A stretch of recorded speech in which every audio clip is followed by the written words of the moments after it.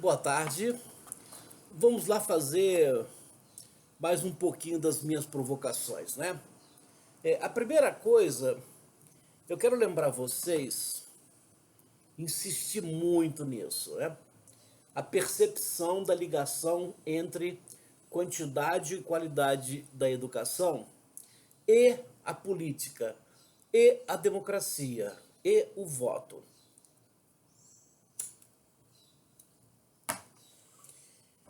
É, Quando eu falei isso a primeira vez, aqui, eu localizei muito até na intervenção do Paulo Freire e do Partido Comunista, que começaram a alfabetizar para superar a barreira do voto do analfabeto.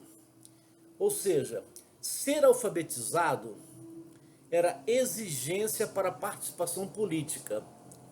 Por isso que vocês têm razão, os dominantes, os governantes, davam escola aonde e quando eles sabiam que conseguiriam o voto na escola, tá?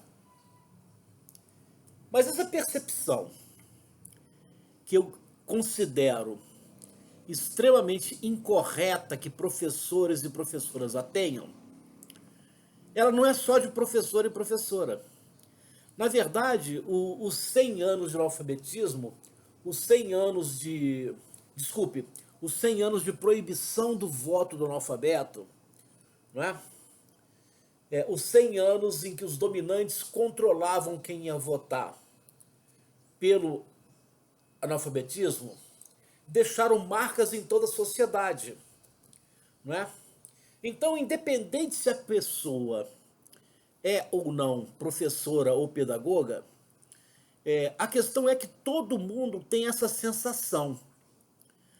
O peso histórico da proibição do voto do analfabeto ainda joga na educação, joga na escola, uma responsabilidade política, no caso brasileiro, que não existe em lugar nenhum do mundo, tá? E essa responsabilidade acaba se transferindo para outras coisas. Por exemplo, a educação vai gerar trabalho. A educação vai ajudar a combater gravidez adolescente, etc, etc, etc. Né?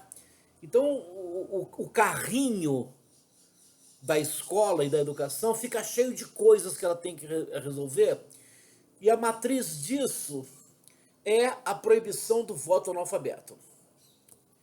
Eu tive que voltar a isso porque recentemente eu me lembrei que eu preciso compartilhar com vocês uma ideia muito interessante que uma professora minha me passou uma vez, a Vanilda Paiva, que é se é a economia que determina a sociedade e se é a sociedade que determina a educação de uma sociedade sempre vai ser a educação da economia que gerou essa sociedade. Eu não estou falando aqui de capitalismo, comunismo, socialismo. Eu estou falando aqui de modo geral de produção econômica. Por exemplo, numa sociedade que a base econômica é toda agrária, como a sociedade do Brasil, Império e Colônia, como a sociedade da Europa até mais ou menos o ano 1000, uma sociedade agrária, de economia agrária, precisa de pouca educação. Precisa de poucas pessoas educadas. Quando a economia evolui, sai da economia agrária e começam a aparecer as oficinas, as manufaturas, as protofábricas, é que vai acontecer a demanda pela educação. Mas não porque a educação é importante para essa nova economia.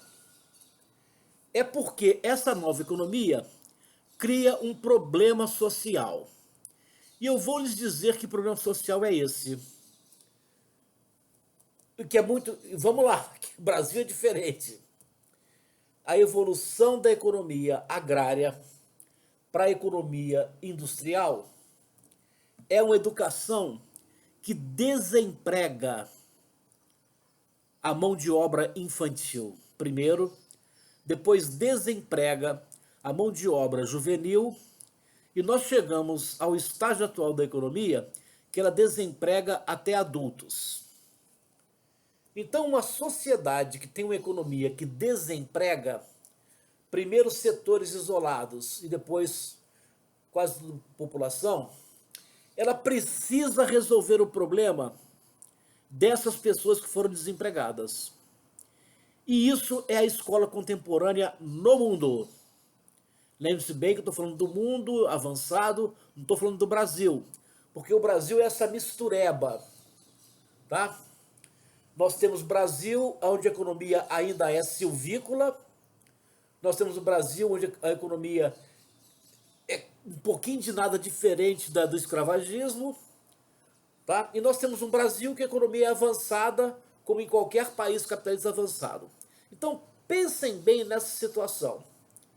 A educação necessária a uma sociedade é a educação que o tipo de economia dessa sociedade precisa que exista.